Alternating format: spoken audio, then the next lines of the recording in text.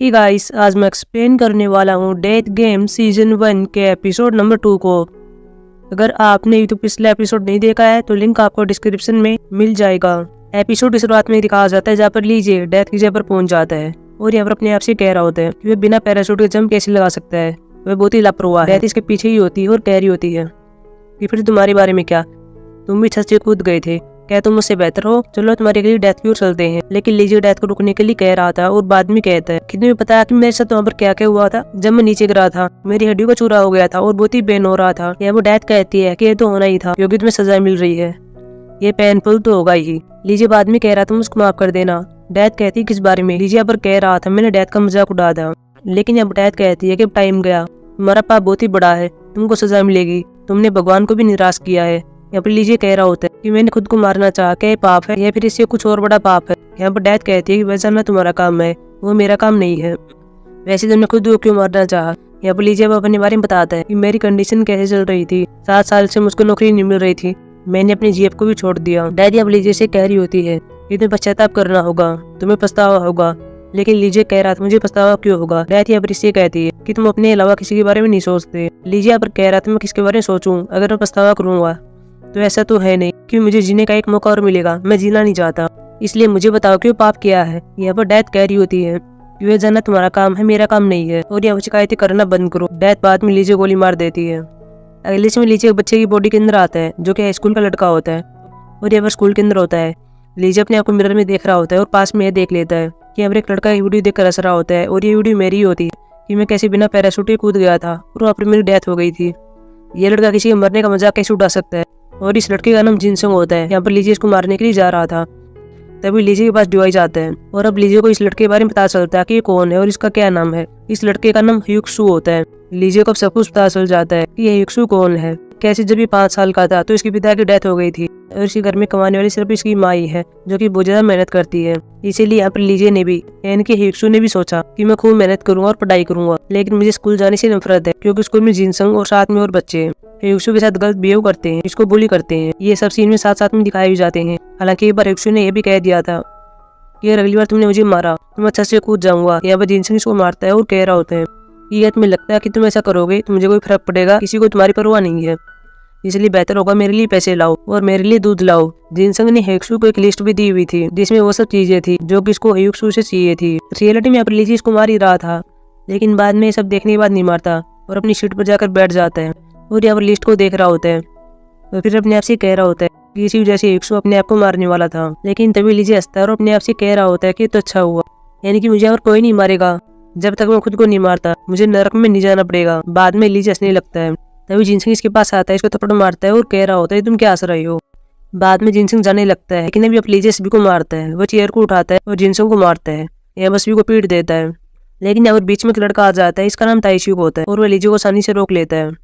सभी बच्चों को पता नहीं चल रहा था कि ह्यूक्सू जो कि बहुत ही कमजोर हुआ करता था वो अचानक से मजबूत कैसे हो गया है। बाद में जिनसंग के फ्रेंड यहाँ पर लीजिए को पकड़ लेते हैं और उसको मार रहे होते हैं। तभी इनको बता जाता है यहाँ पर टीचर आ गए हैं। जिनसंग बाद में लीजिए से कह रहा होता है कि मैं तुमको स्कूल के बाद देखता हूँ। अगले में अपनी सीटों पर बैठे हुए थे। यहाँ पर लीजिए अपने आप से कह रहा होता है कि मैं जिनसंग से तो निपट सकता हूँ लेकिन ताइशू बहुत ही मजबूत है, मैं इसे नहीं लड़ सकता, मुझे कोई योजना बनानी होगी, मुझे यहाँ पर जीवित रहना होगा। अगले में दिखाया जाता है जब ये सब प्लेग्राउंड के अंदर होते हैं और यहाँ पर जिनसंग लीजिए को मार रहा होता है। यहाँ पर जिनसंग लीजिए को कुछ ज्यादा ही मार रहा था, तभी यहाँ पर ताइशू इसको रोकता है और कह रहा होता है कि बस हो गया। जिनसंग ताइशू को थप्पड़ मारता है और इसको दूर होने के लिए कह रहा होता है। लेकिन तभी अब एक लड़की आ जाती है, इसका नाम मिंजी होता है।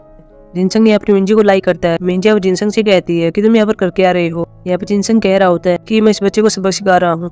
मिंजी इसको आने के लिए कह रही होती है। बाद में जिनसंग और इसके दोस्त यहाँ चले जाते हैं। लीजिए बाद में अपने आप से कह रहा होता है कि क्या मिंजी मुझको बचाने के लिए आई थी, मुझे नहीं लगता कि ऐसा है, मेरे जैसे लड़के को कौन बचाएगा। अगले में दिखाया जाता है जहाँ पर लीजिए घर पर आता है और यहाँ पर कह रहा होता है कि शायद इस बार मैं अमीर नहीं हूँ, ऐसे भी दूसरे घर में आना अजीब सा होता है। लीजिए बाद में पर्ची को देखता है कि ह्यूक्सू की माँ ने लिखा हुआ है कि मैं घर पर देरी से आऊंगी, तुम खाना खा लेना। बाद में लीजिए अपनी माँ के सीन बात करता है कि मेरी माँ भी मेरे लिए ऐसे ही पर्ची छोड़ा करती थी। बाद में यहाँ पर ह्यूक्सू की माँ भी आ जाती है।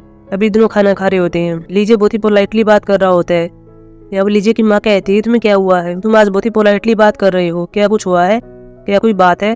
लेकिन लीजे कुछ नहीं कहता और किसी तरह हिक्सू की माँ को माँ कह देता है और बाद में इस महिला के सामने अपनी माँ को पाता है, जहाँ लीजे की माँ लीजे से कहती है कि खाना अच्छे से खा लेना। बाद में लीजे रोने लगता है। अगले इसमें लीजे रूम के अंदर होता है, जहाँ पहले अपनी माँ के पास कॉल करने वाला था लेकिन नहीं करता। लीजे बाद में अपने एक लेटर को पढ़ता है जो कि हिक्सू का था, जिसमें लिखा हुआ था कि मैं अपनी माँ के पैसे चुराता रहता हूँ और जिनसंग को देता रहता हूँ और यह चीज मेरे लिए बहुत ही शर्मनाक थी, इसीलिए मैं खुद को मारना चाहता था। लीजे बाद में कोई प्लानिंग करता है और उस सीन को याद करता है कि जब उसको पीटा जा रहा था तब जिनसंग ने ताइशियो को थप्पड़ मार दिया था।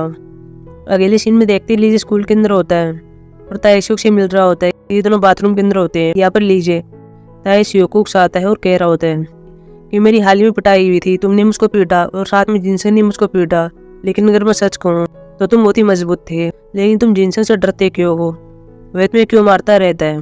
तभी हम जिनसंग आता है और कह रहा होता है कि तुम क्या बात कर रहे हो।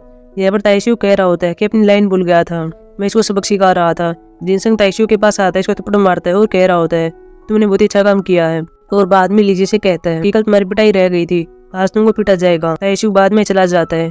लीजे फिर इसके पास आता है। ताइशियो इसको बता रहा होता है कि मैं जिनसंग को आसानी से हरा सकता हूँ, लेकिन क्या तुम जानना चाहते हो कि मैं उसको क्यों नहीं मार सकता? क्योंकि उसका एक दोस्त है जिसका नाम सियोंग ह्योप है, वह यहाँ का सबसे स्ट्रॉन्ग लड़का है। जैसे ही मैंने जिनसंग को टच किया वह यहाँ पर आएगा और मुझको मार डालेगा, इसीलिए मैं उसको नहीं मार रहा हूँ। अगले से में दिखाया जाता है कि सभी बच्चे खाना खा रहे होते हैं। यहाँ लीजे पास जिनसंग आता है, इसको थप्पड़ मारता है, लेकिन बाद में लीजे खड़ा होता है और अपने नूडल जिनसंग के ऊपर गिर देता है और कह रहा होता है कि खाने का मजा अच्छे से लेना, और बाद में से भाग जाता है। सभी बच्चे जिनसंग को देखकर हंस रहे होते हैं। जिनसंग बाद में यहाँ पे ताइशियो से कह रहा होता है कि जाओ उसको पकड़ो, लेकिन ताइशियो कहता है कि मैं ऐसा नहीं करूंगा, अगर अभी हम चले गए तो हमारा दोपहर का खाना मिस हो जाएगा। बाद में जिनसंग सियोंग के पास आता है और बता देता है कि मेरे साथ क्या हुआ था, मेरे ऊपर नूडल गिर दिए थे। अगले इसमें ताइशियो भी लीजे से बात करता है और कह रहा होता है कि ये तुम्हारे पास कोई प्लानिंग है, अगर सियोंग यहाँ पर आ गया तो हम क्या करेंगे। यहाँ पर लीजे कहता है कि तुम चिंता मत करो, मेरे पास प्लानिंग है। तभी हम सियोंग पर साथ में इसके दोस्त आ जाते हैं। सियोंग ताइशियो के पास आता है और कह रहा होता है कि क्या तुमने जिनसंग के ऊपर नूडल डाले थे, लेकिन यह मना कर देता है। बाद में जिनसंग भी कहता है कि यह नहीं था, वह यह था।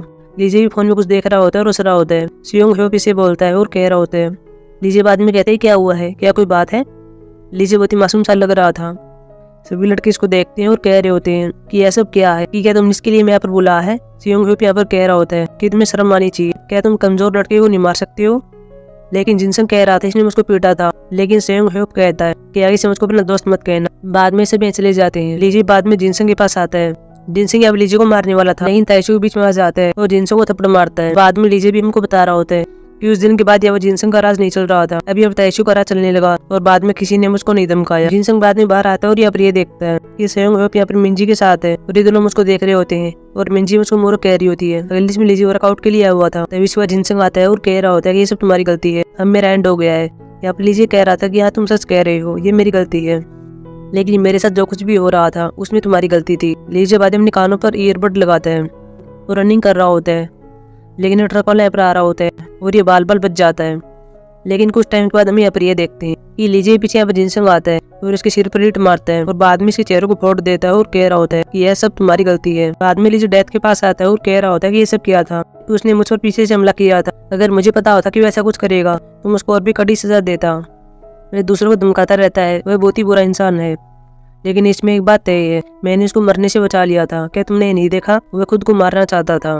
तुमने मुझे जो भी रूल बताए हैं वो सब फेक थे, तुमने मुझसे झूठ बोला था, तुमने मुझको झूठी आशा दी थी। डेथ बाद में लीजे पास आती है, इसको ऐसे फेंक देती है। बाद में इसके पास आती है और कह रही होती है कि ये मेरे लिए मजेदार हो सकता है कि तुम अब इस तरह मर रही हो, लेकिन मैं कोई इंटरफेयर नहीं करूंगी। क्या तुम समझ गए हो। लीजे बाद में यहाँ पर हाँ भरता है और बाद में कहती है कि हिक्सू की मृत्यु होने वाली थी, वह खुद को मारना चाहता था, लेकिन तुमने उसको बचा लिया था, लेकिन अब उसकी मृत्यु तुम्हारी जैसी हुई है। यहाँ पर लीजे भी कह रहा होता है ये सब वेस्ट है, मैंने इतनी मेहनत की थी लेकिन मैं फिर भी मारा गया। डेथ यहाँ पर कहती है कि मुझे यहाँ पर कोई मजा नहीं आ रहा है कि तुम वहाँ पर हार रही हो, लेकिन मैं कुछ भी नहीं कर सकती हूँ। बाद में लीजे कह रहा था कि मुझे कैसी बॉडी में क्यों न डाल देती जिस बॉडी में जीना आसान हो। डेथ यहाँ पर कहती है कि ठीक है और बाद में लीजे गोली मारती है। लीजे बाद में एक जगह पर पहुंच जाता है जहाँ पर पहले से कुछ दिखाई नहीं दे रहा था। आसपास यहाँ पर मशीनें चल रही होती हैं। बाद में लीजे के चेहरे से मुखौटा हटा जाता है और यहाँ पर इसका बॉस होता है और कह रहा होता है कि पैसा कहाँ पर है, वो लड़की कहाँ पर है। लेकिन लीजे कहता है कि मुझे नहीं पता, मुझे कुछ याद नहीं है। बॉस कहता है कि ठीक है। बाद में ये सब लीजे को मारने वाले थे, लेकिन लीजे यहाँ बढ़ता है और कह रहा था मुझे पता है, मुझे कुछ टाइम दे दो क्योंकि भी मुझे याद नहीं है। लीजे यहाँ पर डिवाइस का वेट कर रहा था कि आखिर ये आदमी है कौन जिसकी बॉडी के अंदर मैं हूँ। लेकिन बॉस इसके पास आता है, इसको मारने वाला होता है। तभी यहाँ पर डिवाइस आ जाता है। इसके बाद लीजी को पता चलता है कि इस आदमी का नाम जूहुन है, ये फिक्सर है और गैंग के अंदर काम करता है। लेकिन गैंग के बॉस की एक लड़की थी जिसके साथ बॉस ने गलत बिहेव किया था, लेकिन मैंने उस लड़की को बचा लिया। हम दोनों प्यार करने लगे और मैं लड़की को, जिसका नाम यूंजे है, उसको यहाँ से भगा कर ले गया। मैंने अपने बॉस के 10 अरब पैसे चुराए और एक जगह पर छुपा दिए और साथ में यूंजे को भी छुपा दिया। लेकिन जब मैं वापिस आ रहा था तो बॉस के आदमी ने मुझको पकड़ लिया। लेकिन साथ में मैं लोगों को मारने में बहुत ही तेज हूँ। लीजू को बाद में सब बातें पता चल जाती हैं और यहाँ पर बॉस जैसे इसको मारने वाला था, लीजी बॉस को रोक लेता है और सभी को मारता है, क्योंकि इसके अंदर जोन की एबिलिटी आ गई थी। और लड़ाई करने बाद लीजी अपने आप में मिरर में देखता है और कह रहा होता है कि जोन ने एक ड्रामेटिक लाइफ जीता है। बाद में लीजी अपने आप से कह रहा होता है कि मेरा मरना तो तय है, लेकिन इस आदमी के पास 10 अरब पैसे थे, मुझे इनको ढूंढना होगा ताकि जब मैं यहाँ पर दूसरी बार आऊँ तो मैं पैसे ले लूँ। बाद में जब बाइक पर बैठता है और इस ट्रक से बाहर निकलता है जो इस सड़क पर चल रहा होता है। हालांकि जैसे ही बाहर एंट्री करता है, यहाँ पर हम यह देखते हैं कि बॉस का जाग आ जाती है और सभी को इन्फॉर्म कर देता है कि जोन भाग गया है। जोन की लोकेशन सभी को मिल जाती है और सभी इसको ट्रैक कर रहे होते हैं। जोन पर पैसा भी लगा दिया था कि जो भी जोन को पकड़ेगा उसको इतना अरब पैसा दिया जाएगा।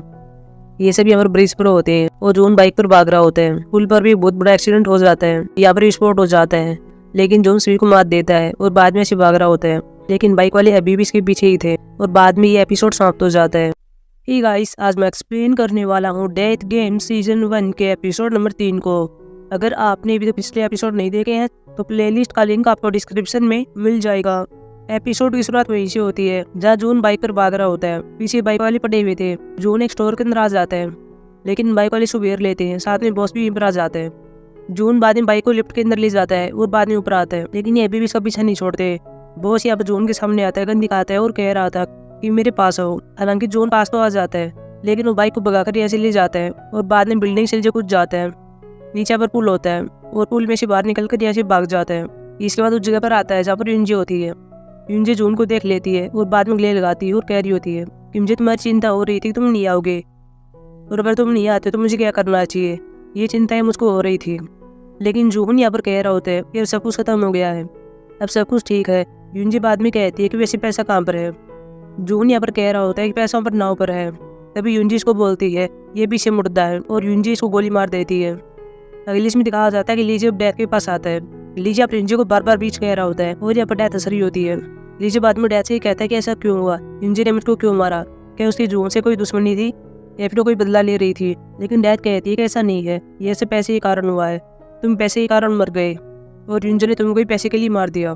तुम जैसे मूर्ख इसी तरह मरना चाहिए था। लेकिन लीजे अपने आप से कह रहा होता है कि मैं मूर्ख नहीं हूँ, मैंने अपनी प्लानिंग पहले ही बना ली थी।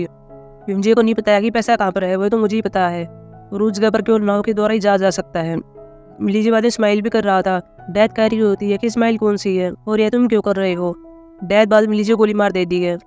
अगले इसमें दिखाया जाता है जब लीजे सेल के अंदर होता है, यहाँ पर सिक्योरिटी गार्ड आता है। लीजे से पूछ रहा होता है कि मैं कब से हूँ। यहाँ पर सिक्योरिटी गार्ड कह रहा तुम बकवास क्यों कर रहे हो। सिक्योरिटी गार्ड लीजे को ऐसे बाहर ले जाता है और दूसरी सेल में ट्रांसफर कर रहा होता है। लीजे बाद में दूसरी सेल में आ जाता है। यहाँ पर कुछ और कैदी भी होते हैं और कह रहे होते हैं ठीक है तुम वापिस आ गए हो। लीजे अपना बढ़ता है और बाद में कह रहा होता है कि डिवाइस अभी तक आया क्यों नहीं, उसमें इतना टाइम क्यों लग रहा है। लीजे कैदी से कह रहा था मैं कहाँ पर बैठूं। इस कैदी का नाम जींग होता है। जींग यहाँ पर लीजे से कहता है मस्जिद यहाँ पर है, तुम यहाँ पर बैठ जाओ। बाद में लीजे जींग से कहता है कि हम रिया कब होने वाले हैं।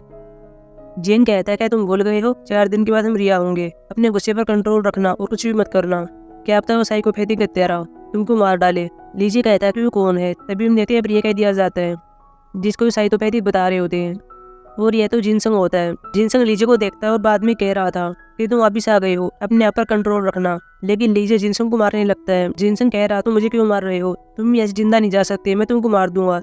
लीजे अपने आप से कह रहा था कि तुम मुझको दोबारा नहीं मार सकते। बाद में डिवाइस आता है और लीजे को पता चलता है कि ये आदमी कौन है जिसकी बॉडी के अंदर मैं आया हूँ। इस आदमी का नाम ताइसंग होता है, जो कि एक मार्शल आर्ट प्लेयर होता है और एक फाइटर भी होता है। लोग मेरी माँ से पैसे मांगने के लिए आए थे, लेकिन उसके पास पैसे नहीं थे। तभी ताइसंग के पास इसके दोस्त का कॉल आता है और कह रहा होता है ये कहते हैं पैसों की आवश्यकता है, मैं तुमको पता भेज रहा हूँ, तुम वहाँ पर आ जाओ। बाद में ताइसंग ऐसे ही करता है। ये एक एंड्रोनी से मिल रहा होता है, इसका नाम एंड्रोनी कीम होता है। कीम यहाँ पर ताइसंग को कह रहा होता है कि यहाँ पर गाड़ी के अंदर एक आदमी बैठा हुआ है। इस आदमी का चेहरा हमको नहीं दिखाया गया है, लेकिन इसने अपने राइटर को चालू किया हुआ है और स्मोकिंग कर रहा होता है। कीम यहाँ पर ताइसंग से कहता है कि एक हिट एंड रन का केस है जो कि गाड़ी के अंदर बैठा हुआ इस आदमी ने किया है, ये तुम्हें अपने ऊपर लेना है। हालांकि तुम अभी माइनर हो, इसलिए तुमको सजा नहीं होगी, तुम प्रोबेशन के तहत रिलीज हो जाओगे। इसके बदले तुम्हें 200 मिलियन पैसा दिया जाएगा। ताइसंग भी इसके लिए यहाँ पर देता है और बाद में पुलिस स्टेशन आता है और अपने आप को सरेंडर कर देता है और कह रहा होता है कि मैंने किसी का एक्सीडेंट कर दिया था, इसलिए मुझको अरेस्ट कर लो। लेकिन जब इसे कोर्ट के अंदर होते हैं तभी इनको पता चलता है कि जिस लड़की का एक्सीडेंट हुआ था उसकी तो डेथ हो गई है। इसी वजह से ताइसंग को सजा होती है और 2 साल के लिए जेल में जाना पड़ता है। बाद में एंड्रोनी किम से मिलता है और कह रहा होता है तुमने कहा था कि ऐसा कुछ भी नहीं होगा। वो आदमी घटिया था जो भी गाड़ी के अंदर बैठा हुआ था, उसे मेरी जगह पर होना चाहिए। मुझे अब 2 साल की सजा हो गई है। जब मैं जेल से बाहर निकलूंगा तो मैं पुलिस को बता दूंगा कि वह मैं नहीं हूँ, मुझको फंसाया गया था और वह कोई और ही है जिसने एक्सीडेंट किया था। इसलिए बेहतर होगा कि तुम उसको 1 बिलियन पैसा दे दो, नहीं तो मैं पुलिस के पास जाकर अपना मुंह खोल दूंगा। इसके बाद हम ताइसंग को देखते हैं, साथ में जिनसंग होता है। ये दोनों अभी भी जेल के अंदर होते हैं और ये आप लड़ाई करने वाले थे, लेकिन यहाँ पर गार्ड आ जाते हैं और इनका ऐसा नहीं करने देता। बाद में सभी यहाँ पर बैठ जाते हैं। जब ताइसंग ये प्रीवियस सीन याद करता है कि जब यहाँ पर आता तो इसने बताया था कि मैं एक साइकोपैथिक हत्यारा हूँ। मैं हमेशा से किसी को मारना चाहता था और मैंने इसको मार भी दिया था, इसलिए तुम लोगों को मुझसे दूर रहना चाहिए। रिलेटिव बाद में ताइसंग हंसने लगता है और यहाँ जिनसंग से कह रहा होता है कि तुम बहुत ही अच्छे एक्टर हो। जिनसंग बाद में जिंग से कह रहा होता है कि तुम गार्ड पर नजर रखना कि वो आ ना जाए। और बाद में ताइसंग जिनसंग के पास आता है, इसको मारने लगता है और कह रहा होता है कि तुम सभी को पागल बना सकते हो लेकिन मुझको नहीं बना सकते। वहाँ पर जिनसंग को बार बार पीट रहा था। बाद में जिनसंग कह रहा था मुझको माफ कर दो। ताइसंग कह रहा था गलत जवाब दे रहे हो। जिनसंग यहाँ पर कह रहा था कि मैंने तुमसे लड़ाई की, इसके लिए मुझको माफ कर देना। लेकिन ताइसंग कह रहा था कि तुमने फिर से गलत जवाब दिया, तुमको इसके लिए माफी मांगनी चाहिए क्योंकि तुमने हेशु को मार डाला। जिनसंग एकदम से चौंक जाता है और कह रहा होता है कि तुम मुझको कैसे जानते हो। ताइसंग बाद में कह रहा होता है इसीलिए तुम ये सब ढोंग कर रहे हो। बाद में बाकी कैदी भी समझ जाते हैं कि झूठ बोल रहा था, यह कोई साइकोपैथिक नहीं है। बाद में ये भी जिनसंग को मारते हैं। अगले सीन दिखाया जाता है ये कैदी खाना खा रहे होते हैं। जिनसंग पास में बैठा हुआ था, ताइसंग जो खाना खाने के लिए कह रहा था लेकिन ये मना कर देता है। बाद में जिनसंग ये खाना फेंकते हैं। जिनसंग बाद में खाना खाने लगता है। अगले सीन में हम देखते हैं कि सभी कैदी यहाँ पर कुछ काम कर रहे होते हैं। वे आप लकड़ी को काट रहे होते हैं, लेकिन तभी हम यहाँ पर ये देखते हैं कि यहाँ पर कैदी मशीन के नट को खोल देता है और ये स्पेयर एक आदमी को लगने वाला था। और इस कैदी ने ऐसा इसलिए किया था क्योंकि ताइसंग को मारना चाहता था, लेकिन इस पेड़ दूसरे कैदी को लग जाता है। बाद में ताइसंग इस कैदी को संभालता है और इसके बाद कैदी को बाहर ले जाते हैं। बाद में सभी कैदी ताइसंग के सामने आ जाते हैं। ताइसंग कह रहा तुम कौन हो और तुम्हें काम किसने दिया है, लेकिन ये कुछ नहीं बोलते। जिंग भी साथ में कटा हुआ था। जिंग बाद में बाहर भाग जाता है, लेकिन यहाँ पर ताइसंग सभी को मार देता है। और जब जिंग आता है तो सारे कैदी अपने नीचे पड़े हुए थे। अगले से जिंग ताइसंग से बात कर रहा था और कह रहा था कि हम ऐसे रिहा होने वाले हैं, क्या तुम्हें इस बात का पछतावा हो रहा है कि हमको दूसरा मौका मिलना चाहिए। यहाँ पर ताइसंग कह रहा होता है कि पहले मुझको ऐसा लग रहा था कि गलत है, लेकिन अब ऐसा नहीं लगता क्योंकि मैं नरक को देख चुका हूँ। मुझे पता है कि यहाँ पर कैसा फील होता है। अगले इसमें रात को देखते हैं कि सभी कैदी सोए हुए थे। यहाँ पर जिनसंग बाहर आ जाता है और अपने खंजर को नुकुला कर रहा होता है, लेकिन तभी हम देखते हैं ताइसंग आ जाता है और इसे कह रहा था मैं जानता था कि तुम ऐसा ही करोगे, तुम मुझको मारना चाहते हो। बाद में जिनसंग को मारने लगता है, लेकिन जिनसंग कह रहा होता है कि मैं ऐसा नहीं कर रहा था। ताइसंग यहाँ पर हेक्सू की बात करने लगता है। जिनसंग यहाँ पर कह रहा होता है कि तुम उसको कैसे जानते हो, उसकी वजह से मेरी जिंदगी बर्बाद हो गई, ये सब उसकी गलती थी। यहाँ पर ताइसंग कह रहा था कि मैं जानता था कि तुम ऐसा ही कहोगे, लेकिन अब से हेक्सू ने मुझसे कहा है वह तुमको परेशान करता रहेगा। जिनसंग कह रहा था तुम कैसी बकवास कर रहे हो। बाद में ताइसंग वही सीन बता रहा था कि कैसे उसने तुम्हारे सिर पर नूडल्स डाल दिए थे और तुम्हारी जेब मिंजी स्वयं के पास चली गई थी। जिनसंग को विश्वास हो जाता है कि ये तो सच कह रहा है, क्या हेक्सू सच में मेरे आसपास है। जिनसंग इस बात से बहुत ज्यादा डर जाता है और वो कुछ भी नहीं कर पाता, अब ये डर में जी रहा है। अगले सीन में देखते ही ताइसंग रिहा हो जाता है, साथ में जिंग रिहा होता है, दोनों बाहर आ जाते हैं। ताइसंग से मिलने के लिए एंड्रोनी की माँ हुआ था। ताइसंग साथ में अपनी यह भी देखता है कि अपनी गाड़ी खड़ी हुई थी और उसके अंदर कोई आदमी बैठा हुआ था। बाद में ताइसंग यहाँ पर किम से बात कर रहा होता है। किम यहाँ पर ताइसंग को पैसे दे रहा था, लेकिन ताइसंग मना कर देता है और कह रहा था मैं पैसे नहीं लूंगा, मैं पैसे ईमानदारी से कमाना चाहता हूँ, अब मुझे इन पैसों की जरूरत नहीं है। जो कुछ मेरे पास्ट में हो गया उनको जाने दो, मैं अब नई शुरुआत करने जा रहा हूँ। आज से तुम्हारा और मेरा कुछ भी लेना देना नहीं है, अब तुम मुझसे बात मत करना और नहीं मेरे पास कॉल करना। बाद में ताइसंग यहाँ चला जाता है और पहले उस जगह पर आ जाता है जहाँ पर इंजन ने इसको मारा था और यहाँ पर खून भी पड़ा हुआ था। और बाद में नाव लेकर घर के अंदर आता है जहाँ पर पैसा छुपा हुआ था और ये पैसे ताइसंग को मिल जाता है और पैसे को देखकर बुझा खुश होता है और बाद में कुछ देर के लिए यहाँ पर आराम करता है। और जब इसको जाग आती है तभी यहाँ पर ये देखता है कि मेरे सामने मेरी माँ होती है। इस वक्त ताइसंग के पास इसकी माँ का कॉल आ रहा होता है और कह रही होती है तुम कहाँ पर हो, मुझे माफ कर देना, ये सब मेरी वजह से हुआ है, मेरी वजह से तुमको बहुत कुछ सहना पड़ा, तुम घर पर कब आ रहे हो, मैं तुम्हारा वेट कर रही हूँ। बाद में ताइसंग अपने आप से कह रहा होता है कि ऐसा पैसा मैं अपने साथ नहीं ले जा सकता, मुझे इनको कहीं पर छुपाना होगा। बाद में लॉकर के अंदर आता है और यहाँ पर पैसे रख रहा होता है। यह ताइसंग को साथ में बता जा रहा था कि आपकी चीजें लॉकर के अंदर 4 दिन के लिए रहेंगी, उसके बाद इनको कचरे के रूप में ऐसे ले जा जाएगा। ताइसंग यहाँ पर लोगों का पासवर्ड सेट कर देता है जो कि इसका कैदी नंबर था, और बाद में रात को अपनी माँ के पास आ रहा होता है। लेकिन तभी इसका एक आदमी पीछा कर रहा होता है और इसके पास आ जाता है, इसको चाकू मारता है। बाद में तैसन इसे कहता है कि तुम कौन हो, तुम उसको क्यों मार रहे हो। बाद में आदमी बता रहा होता है कि मैं उसी बेटी का पिता हूँ जिसको तुमने मार दिया था गाड़ी के एक्सीडेंट के द्वारा। ताइसन को यहाँ पर याद आता है कि मैं तो उसके बारे में भूल ही गया था। वो यहाँ पर इस आदमी से कह रहा होता है कि मैंने उसको नहीं मारा, वो लोग कोई और ही थे जिसने आपकी बेटी को मारा है। बाद में इस आदमी को पता चलता है कि यहाँ पर कोई आ रहा था। ये आदमी ऐसे भाग जाता है, लेकिन तभी हम देखते हैं वो जिंग आता है। ताइसन को लगता है कि मेरी हेल्प करेगा, लेकिन ऐसा नहीं था। वह जिंग से कह रहा था कि तुम अभी तक जिंदा हो। बाद में जिंग को चाकू मारता है और बता रहा होता है कि उन्होंने मुझे कहा कि अगर मैं तुमको मार दूं तो मुझको 100 मिलियन पैसा मिलेगा। ताइसन को बाद में याद आता है कि यह भी उन आदमियों के साथ मिला हुआ था जो कि जेल के अंदर मुझको मार रहे थे जब हम काम कर रहे थे। बाद में ताइसन की यहाँ पर डेथ हो जाती है। अगले इसमें लीजी डैड के पास आता है। डैड यहाँ पर कह रही होती है कि तुम मेरी उम्मीदों पर खरा नहीं उतर रहे हो। यहाँ पर लीजी बता रहा होता है कि मैं उसकी बेटी के बारे में भूल गया था कि उसकी डेथ हो चुकी है, वरना मैं तो बच गया था, मैं मर नहीं सकता था। इसमें जाहिर सी बात है, मैंने उसकी बेटी को मार दिया था तो मुझको तो मारेगा ही। बाद में डैड कहती है वैसे तुम्हारी माँ के बारे में क्या, वह किसको मारेगी। यहाँ पर लीजी यहाँ पर कह रहा होता है कि मैं खुद ही मरा था और किसी ने मुझको नहीं मारा था। लीजी बाद में अपने आप से कह रहा होता है कि मुझे पैसों को प्राप्त करना होगा क्योंकि यहाँ पर पैसा केवल 4 दिन के लिए रहेगा। वो यहाँ पर डैड से कह रहा होता है कि मुझको जल्दी से गोली मारो। डैड यहाँ पर कह रही होती है कि तुम्हें इतनी जल्दी क्या है, और बाद में डैड स्माइल करती है और लीजी गोली मार देती है। अगले इसमें लीजी देखता है कि मेरे साथ क्या हो रहा है। बाद में लीजी को पता चलता है कि मैं तो बच्चे की बॉडी में आ गया हूँ जो कि बहुत ही छोटा है, अब मेरे पैसों को क्या होगा। तभी इस बीच ने स्माइल की थी। बाद में लीजी यानी कि बच्चा रोने लगता है और एपिसोड समाप्त हो जाता है। सो गाइस, ये थी मेरी एक्सप्लेनेशन एपिसोड नंबर 3 की। ही गाइस, आज मैं एक्सप्लेन करने वाला हूँ डेथ गेम सीजन 1 के एपिसोड नंबर 4 को। अगर आपने ये तो पिछले एपिसोड नहीं देखे हैं तो लिंक आपको डिस्क्रिप्शन में मिल जाएगा। एपिसोड के साथ में लीजे को देखते हैं जो कि बच्चा होता है और यहाँ पर रो रहा होता है। इसके बाद इसके पास भाग कर आती है, इसको बाहर ले जा रही होती है। सभी लोग इनको देख रहे होते हैं। ये मेरा बच्चे को गाड़ी के अंदर बैठाती है और कह रही होती है कि तुम्हारी समस्या क्या है, तुम्हारे कारण मैं कॉफी भी नहीं पी सकी। बाद में इस बच्चे को घर पर ले आती है। यहाँ पर इस बच्चे पिता को देखते हैं। इसका नाम शिवजी होता है जो कि लीजे के साथ लाड प्यार कर रहा होता है। लीजे मन ही मन कह रहा होता है कि शायद पिताजी अच्छे हैं लेकिन तुम्हारी पत्नी पागल है। शिवजी लीजे को दवाई दे रहा होता है, लेकिन वो अपनी पत्नी से कह रहा होता है कि एक्सपायर हो चुकी है। इसकी पत्नी कहती है कि इसको दे दो, ऐसा नहीं है कि दवाई लेती मर जाएगा। बाद में शिवजी लीजे को दवाई दे रहा था लेकिन ये ले नहीं रहा था। तभी हम शिवजी पत्नी देखती है कि बाहर क्या हुआ था और ये पुलिस होती है। यहाँ पर एक महिला होती है जो चाइल्ड वेलफेयर की ओर से थी, साथ में पुलिस वाला भी होता है। यह मिलेंसी कहती है कि हमारे पास एक रिपोर्ट आई थी कि आप यहाँ पर अपने चाइल्ड के साथ अब्यूज कर रही हैं, लेकिन ये कहते हैं कि हमने ऐसा नहीं किया है। यहाँ पर लड़की कहती है कि मुझे चेक करने दो। बाद में लड़की लीजो चेक कर रही होती है। लीजे यहाँ पर कह रहा होता है कि मुझे यहाँ पर चोट लगी हुई है, मुझे इन लोगों से बचाओ। लेकिन तभी शिवजी इस महिला से कहता है कि मैं भी चाइल्ड वेलफेयर के अंदर काम करता हूँ, यह मेरी आईडी है, हम अपने बच्चों को कैसे पूछ सकते हैं। बाद में लड़की कहती है कि मुझको माफ कर देना। बाद में यहाँ चले जाते हैं। लीजे इनको जाते हुए देख रहा था और रो रहा था। इनके जाने के बाद शिवजी अपने बच्चे के पास आती है और कह रही होती है कि ऐसा तुम्हारी गलती है, हमने ऐसा क्या गलत किया है कि हमारे यहाँ पर पुलिस आई है, तुम कभी भी हमारी लाइफ में मददगार नहीं थे। बाद में यह मिला लीजे को मार देती है।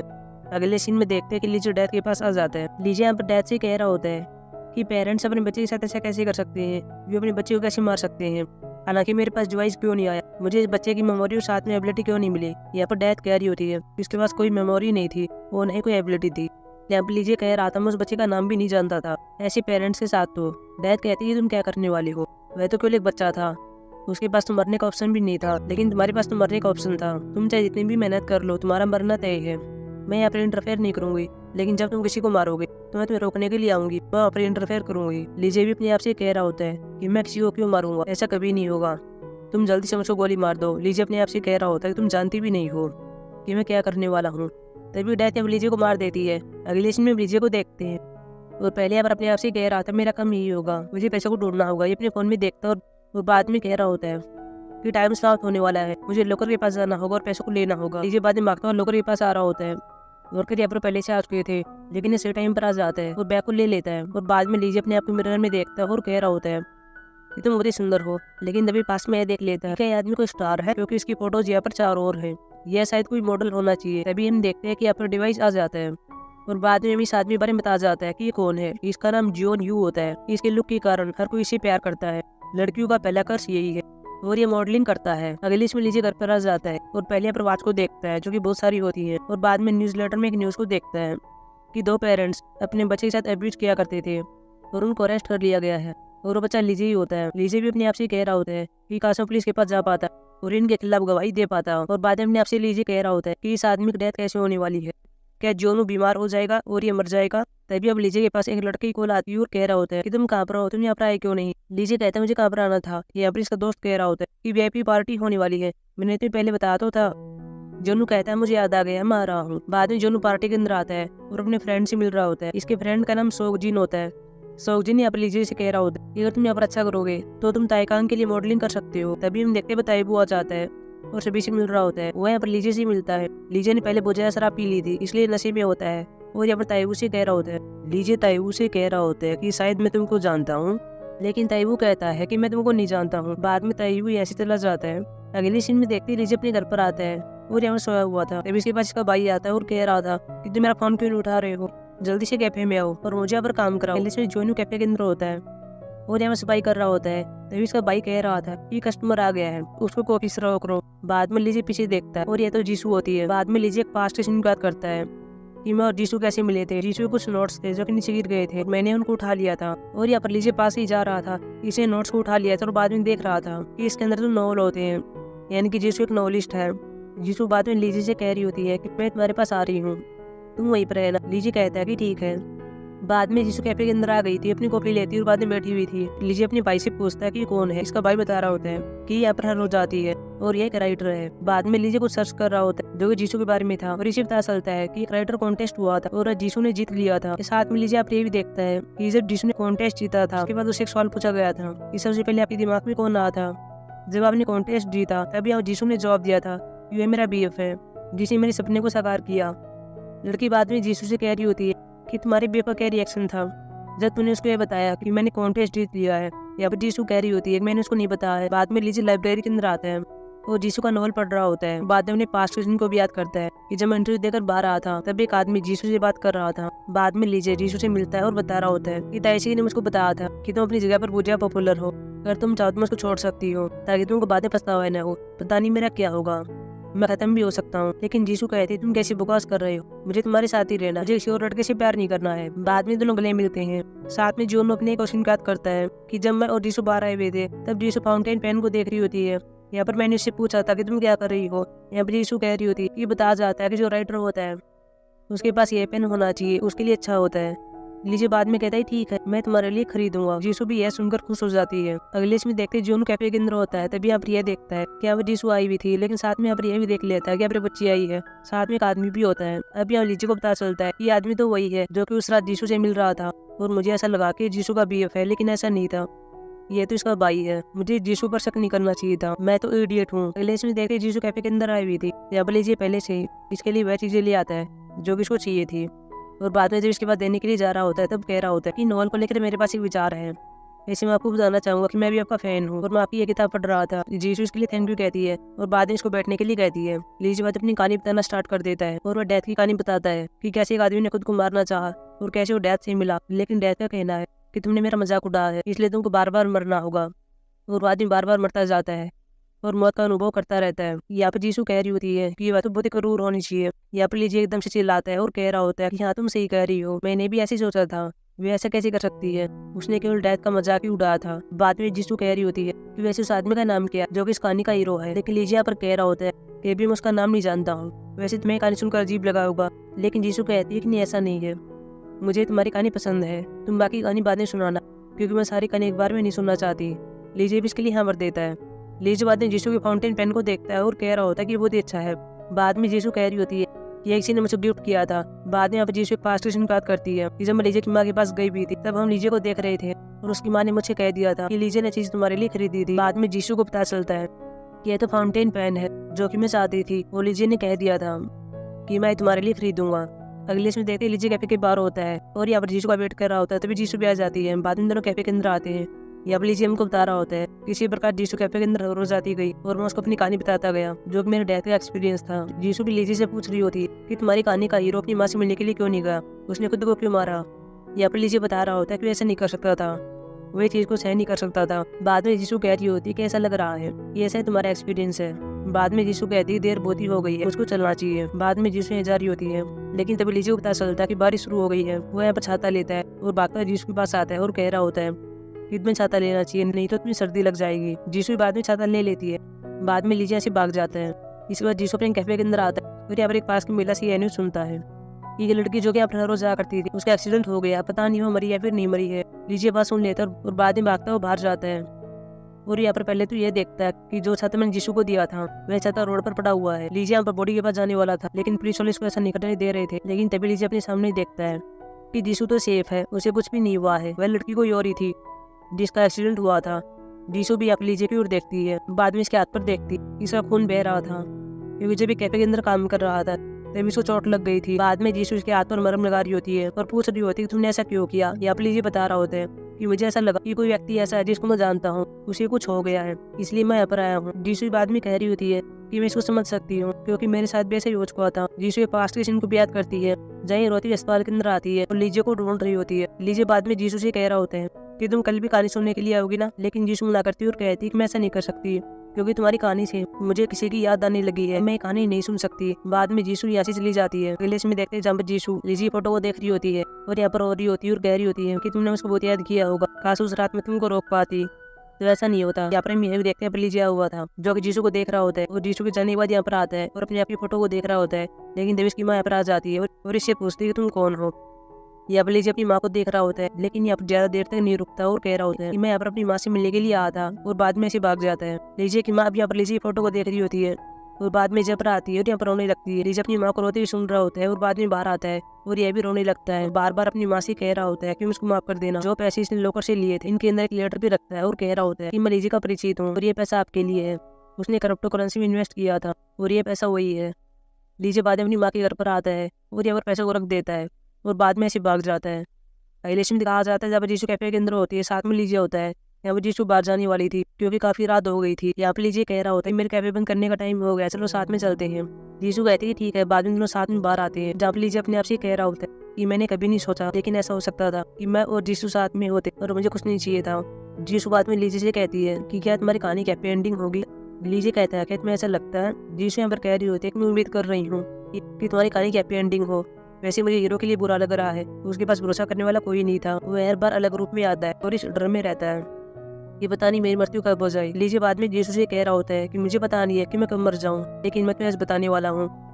लीजिए जीशु को बताना स्टार्ट करता है। पहले यहाँ पर एक सीन को बताता है जहाँ पर जीशु एक छोटे रेस्टोरेंट के अंदर आई हुई थी, साथ में से कलीग भी होते हैं। यहाँ पर एक कलीग से कह रहा होता है ये तुम्हारे लिए अच्छा है, इसे अपना बीएफ बना लो। लेकिन यहाँ जीशु कहती है कि नहीं, मेरे पास पहले से एक बीएफ है। और इस चीज का हम यहाँ पर ये देखते हैं कि आप लीजिए काम कर रहा होता है। लीजिए को खाना सर्व करने के लिए आता है तभी जीशु खड़ी होती है और इनको बता रही होती है ये लीजिए ये मेरा बीएफ है, मुझे इस पर विश्वास है कि ये मुझको कभी भूखा नहीं छोड़ेगा और मैं से मेरी हेल्प करेगा। रियलिटी में बाद में लीजिए और भी बताता है उसे कौन सी कॉफी पसंद थी, वो सारी बातें बताता है जो कि जीशु के बारे में थी। और बाद में कह रहा होता है मैं ही हूँ, ये कहानी मेरी ही है, ये सब मैं एक्सपीरियंस कर रहा हूँ और अब मुझे पता नहीं है कि मेरी डेथ कब होगी। और हीरो का नाम और कोई नहीं है, उसका नाम लीजिए है।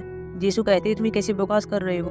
लीजिए यहाँ पर कह रहा होता है कि मैं जानता हूँ कि तुम विश्वास नहीं करोगी लेकिन ये सच है, मैं लीजिए हूँ और अभी इस आदमी के रूप में रह रहा हूँ। लेकिन तभी हम देखते हैं अब गाड़ी आती है और इन दोनों को उड़ा देती है। बाद में गाड़ी से आदमी बाहर आता है और ये तो ताइवू होता है। हालांकि जीशु यहाँ पर मर चुकी थी लेकिन लीजिए भी जिंदा था। वह देखता है कि तो ताइवू है और इसके हाथ में लाइटर है। ये अपने पिछले सभी सीन को याद करता है जहाँ जब मैं पहले बिना पैराशूट के जंप लगाने वाला था तब यही आदमी उसको पैसे देने वाला था क्योंकि उसके हाथ में ये लाइटर था। और ये हमको दिखा भी जाता है कि ताइवू ही होता है। और वह हिट एंड रन वाला केस जिस आदमी ने किया था जो कि गाड़ी के अंदर बैठा हुआ था उसके हाथ में भी लाइटर था और वो आदमी और कोई नहीं था, वह भी ताइवू ही था। ताइवू के साथ यहाँ पर एंट्रोनी किम भी था। ताइवू लीजिए के पास आता है और कह रहा होता है कि तुम तो अभी तक मरे नहीं हो, चलो मैं तुमको मार देता हूँ। बाद में लीजिए को मार देता है और अगले सीन में यहाँ पर पुलिस आ जाती है और बॉडीज को ऐसे ले जा रही होती है। अगले सीन में लीजिए को देखते हैं जो कि डैड के पास आ जाता है और यहाँ पर रो रहा होता है और कह रहा होता है कि मैं उस किमीने को मार दूंगा लेकिन पहले मुझको काम करना है। वह यहाँ पर डैड के पास भागता हुआ आता है, गन को लेता है और इसके माथे पर लगाता है और कह रहा होता है कि तुम यहाँ पर बैठी भी एंजॉय कर रही हो, तुम्हें भी चीज को आजमाना चाहिए। बाद में लीजिए डैड को गोली मार देता है और एपिसोड समाप्त हो जाता है।